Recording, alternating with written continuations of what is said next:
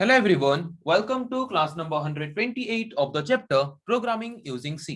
तो आज हम प्रैक्टिस करने जा रहे हैं और एक C प्रोग्राम। तो आज का हमारा प्रोग्राम का क्वेश्चन है write a program in C to print the multiplication table of input number.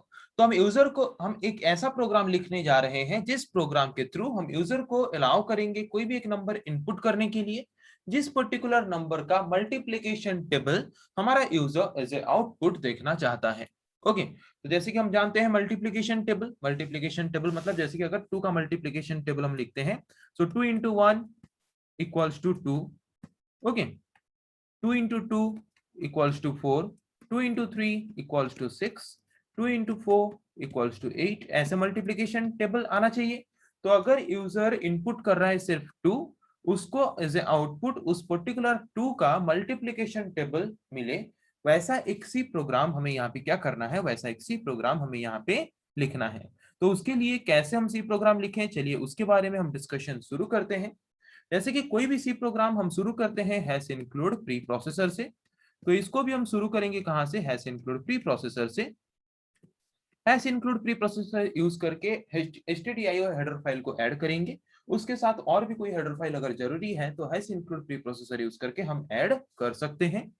उसके बाद हम यूज करेंगे मेन फंक्शन, फिर मेन फंक्शन को ओपन करेंगे। मेन फंक्शन को ओपन करने के बाद डिक्लेयर करेंगे वेरिएबल्स, जो भी वेरिएबल्स हमें चाहिए। फर्स्ट हम लेंगे एक वेरिएबल n, उस वेरिएबल में हम स्टोर करेंगे उस वैल्यू को जो वैल्यू यूजर अभी इनपुट करेगा, मतलब जिस पर्टिकुलर नंबर का मल्टीप्लिकेशन टेबल यूजर देखना चाहता है उस नंबर को स्टोर करके रखने के लिए हम यूज करेंगे एक वेरिएबल n। उसके बाद जबकि हमें यहाँ पे उस नंबर को मल्टीपल नंबर ऑफ वैल्यूज से मल्टीप्लाई करके मल्टीप्लिकेशन टेबल रिप्रेजेंट करना है, तो यहाँ पे हमें लूपिंग की भी जरूरत पड़ेगी। तो लूपिंग के लिए यहाँ पे और एक वेरिएबल यूज करेंगे आई। ओके तो नंबर ऑफ वेरिएबल तो क्या क्या हमें चाहिए था वो पता चल गया। नंबर ऑफ वेरिएबल्स डिक्लेयर करने के बाद प्रिंटफ फंक्शन यूज करके यूजर को एक मैसेज दिखाएंगे कि एंटर द नंबर। ओके जिस नंबर का मल्टीप्लिकेशन टेबल हमारा यूजर देखना चाहता है उस नंबर को इनपुट करने के लिए हम यूजर को क्या करेंगे, एक मैसेज दिखाएंगे। उसके बाद यूजर जो नंबर इनपुट करेगा उसको रीड करने के लिए यूज करेंगे हम क्या, उसको रीड करने के लिए यूज करेंगे स्कैनफ फंक्शन, और उसको रीड करके स्टोर करके रखेंगे किसमें, एन वेरिएबल के एड्रेस में। उसके बाद यूजर ने तो इनपुट कर दिया कि किस नंबर का मल्टीप्लिकेशन टेबल वो देखना चाहता है। अभी हम क्या करेंगे, यूजर को उस पर्टिकुलर नंबर का multiplication table as a output provide करेंगे। तो मल्टीप्लिकेशन टेबल को एज ए आउटपुट प्रोवाइड करने से पहले प्रिंटफ फंक्शन यूज करके पहले हम एक मैसेज दिखाएंगे कि मल्टीप्लिकेशन टेबल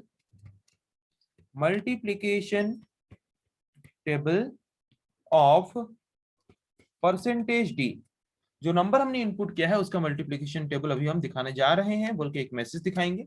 उसके बाद न्यू लाइन कैरेक्टर यूज करेंगे क्योंकि मल्टीप्लिकेशन टेबल जो है वो नीचे से दिखाए। ओके और परसेंटेज डी की जगह पे दिखाएगा एन का वैल्यू जिसमें हमने नंबर को इनपुट किया है, मतलब जो नंबर यूजर ने इनपुट किया था कि जिस नंबर का वो मल्टीप्लिकेशन टेबल देखना चाहता है। उसके बाद मल्टीप्लिकेशन टेबल को एज आउटपुट रिटर्न करने के लिए हम यहाँ पे यूज करेंगे फॉर लूप, कोई भी लूप यूज कर सकते हैं, हम यहाँ पे इजिली यूज कर रहे हैं फॉर लूप। तो मल्टीप्लिकेशन टेबल शुरू होता है 1 से, तो आई का वैल्यू हम लेंगे 1, तो हमें 1 से लेकर 10 तक मल्टीप्लाई करना है। तो आई लेस देन इक्वल्स टू 10, एक एक करके इंक्रीमेंट होगा आई प्लस प्लस। ओके उसके बाद उसके अंदर हम यूज करेंगे प्रिंटफ फंक्शन, और प्रिंटफ फंक्शन के अंदर डायरेक्टली लिखेंगे percentage d into percentage d equals to percentage D.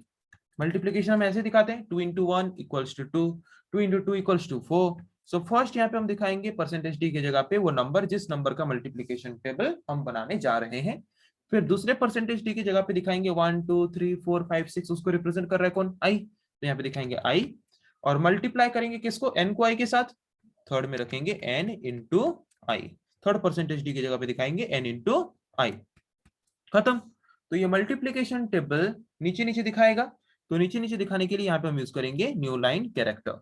तो यहाँ पे 2 into 1 इक्वल्स टू 2 दिखाएगा, फिर न्यू लाइन कैरेक्टर यूज करके नया लाइन क्रिएट करेगा, फिर 2 into 2 इक्वल्स टू 4, फिर नया लाइन क्रिएट करेगा 2 into 3 इक्वल्स टू 6। ऐसे मल्टीप्लिकेशन टेबल दिखाते जाएगा, कब तक, जब तक हम 10 तक उसको मल्टीप्लाई नहीं कर लेते, मतलब 2 को 1 से लेके 2 को 10 तक मल्टीप्लाई करने तक वो हमारे मल्टीप्लिकेशन टेबल को डिस्प्ले करेगा। उसके बाद फॉर लूप का काम खत्म, for loop close, main function का काम खत्म, मेन फंक्शन क्लोज। तो आउटपुट क्या आएगा? अगर मैं n का वैल्यू 2 इनपुट करता हूं तो आउटपुट क्या आएगा? 2 into 1 equals to 2, 2 into 2 equals to 4, 2 into 3 equals to 6, dot dot dot ऐसे ही आएगा 2 into 10 equals to up to 20। Okay, तो पता चला कि अगर एक नंबर हम यूजर को अलाउ करते हैं इनपुट करने के लिए और वो नंबर अगर यूजर इनपुट करता है तो उसका multiplication table as a output return करने के लिए हम जो सी प्रोग्राम लिखेंगे वो कैसे लिखेंगे उसके बारे में अभी हमने समझा।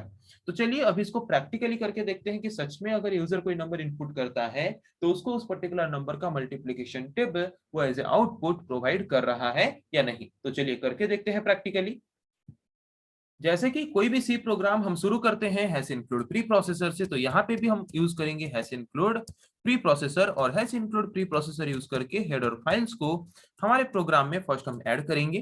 तो फर्स्ट मैंने ऐड किया stdio हेडर फाइल को, फिर मैं अभी ऐड कर रहा हूँ कोनियो हेडर फाइल को। हेडर फाइल्स को ऐड करने के बाद यूज करेंगे मेन फंक्शन। मेन फंक्शन को ओपन करेंगे। मेन फंक्शन को ओपन करने के बाद डिक्लेयर करेंगे वेरिएबल्स, जो भी वेरिएबल्स हमें रिक्वायरमेंट है। वेरिएबल्स को डिक्लेयर करने के बाद यूज करेंगे clr str फंक्शन। उसके बाद printf फंक्शन यूज करके यूजर को मैसेज देंगे कि enter the number, number input करो जिस नंबर का मल्टीप्लिकेशन टेबल देखना चाहते हो। ओके, उसके बाद जो नंबर यूजर इनपुट करेगा उसको रीड करने के लिए यूज करेंगे scanf फंक्शन और उसको रीड करके स्टोर करके रखेंगे n वेरिएबल के एड्रेस में। उसके बाद फिर से यूज करेंगे printf फंक्शन और यूजर को एक मैसेज दिखाएंगे। क्या मैसेज दिखाएंगे? multiplication table of percentage d, multiplication table of percentage D new line character. जो भी मल्टीप्लिकेशन टेबल दिखाएगा ये मैसेज दिखाने के बाद नीचे दिखाएगा, इसीलिए न्यू लाइन कैरेक्टर मैंने यूज किया। परसेंटेज डी की जगह पे दिखाएगा एन का वैल्यू, जो वैल्यू यूजर ने इनपुट किया है, जिस नंबर का मल्टीप्लिकेशन टेबल यूजर देखना चाहता है। सो सपोज मैंने इनपुट किया है 2, तो दिखाएगा मल्टीप्लिकेशन टेबल ऑफ 2। ओके, उसके बाद यूज करेंगे फॉर लूप मल्टीप्लिकेशन टेबल को दिखाने के लिए। कोई भी मल्टीप्लिकेशन टेबल में कोई भी नंबर का मल्टीप्लिकेशन टेबल शुरू होता है 2, मतलब सपोज मैं 2 का शुरू कर रहा हूं तो 2 into 1 से शुरू होगा। तो आई का वैल्यू यहाँ पे हम क्या लेंगे? आई का वैल्यू हम लेंगे 1। सो मल्टीप्लिकेशन टेबल नॉर्मली 1 से लेके 10 तक होता है, तो मैक्सिमम वैल्यू हम यहाँ पे लेंगे i < 10। आप जितना तक मल्टीप्लिकेशन टेबल दिखाना चाहते हो दिखा सकते हो, 10, 20, 30, 40, 50। हम 10 तक कर रहे हैं, 1 से लेके 10 तक, मतलब 2 into 1 से लेके 2 into 10 तक एक एक करके इंक्रीमेंट करेगा, इसीलिए यहाँ पे लेंगे i++। ओके, फॉर लूप को ओपन करेंगे। फॉर लूप को ओपन करने के बाद उसके अंदर यूज करेंगे printf function. printf function use करके वहां पे लिखेंगे percentage d into percentage d equals to percentage d.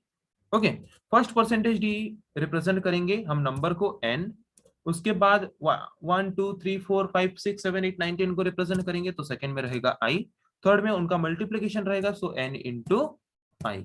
Okay, खत्म, प्रोग्राम खत्म। उसके बाद यूज करेंगे गेट ch फंक्शन, उसके बाद मेन फंक्शन को क्लोज करेंगे। ओके, अब इसको कंपाइल करके देखते हैं सही है या नहीं। तो कुछ भी एरर नहीं है, सही है। अब इसको रन करके देखते हैं क्या मांग रहा है? Enter a number. तो यहाँ पे नंबर इनपुट करते हैं, सपोज मैं इनपुट कर रहा हूँ नंबर 5। सो दिखाना चाहिए द मल्टीप्लिकेशन टेबल ऑफ 5, दिखा रहा है 5 into 1 equals to 5, 5 into 2 equals to 10, 5 into 3 equals to 15, 5 into 4 equals to 20, up to 5 into 10 equals to 50 तक दिखा रहा है, बट एक ही लाइन में दिखा रहा है। तो नीचे नीचे दिखाने के लिए हमें क्या करना पड़ेगा? यहाँ पे हमें जो printf यूज करके हम मल्टीप्लिकेशन को प्रिंट कर रहे हैं, यहाँ पे हम यूज करेंगे न्यू लाइन कैरेक्टर। अगर यहाँ पे न्यू लाइन कैरेक्टर यूज करते हैं तो क्या करेगा? वो हमारे मल्टीप्लिकेशन टेबल को ऑटोमेटिकली नीचे नीचे दिखा देगा जैसे हम देखना चाहते हैं। ओके, तो पता चला कि कैसे एक सिंपल प्रोग्राम हम लिख सकते हैं। यूजर जो नंबर इनपुट करेगा उस नंबर को एज ए इनपुट लेके उस पर्टिकुलर नंबर का मल्टीप्लिकेशन टेबल को एज ए आउटपुट डिस्प्ले करने के लिए। ओके, तो आज के क्लास में हमने जो टॉपिक डिस्कस किया आई थिंक आप लोगों को समझ आ गया है। नेक्स्ट क्लास में हम डिस्कस करेंगे ऐसे और कुछ टॉपिक्स के बारे में। आज के लिए इतना ही। Thank you.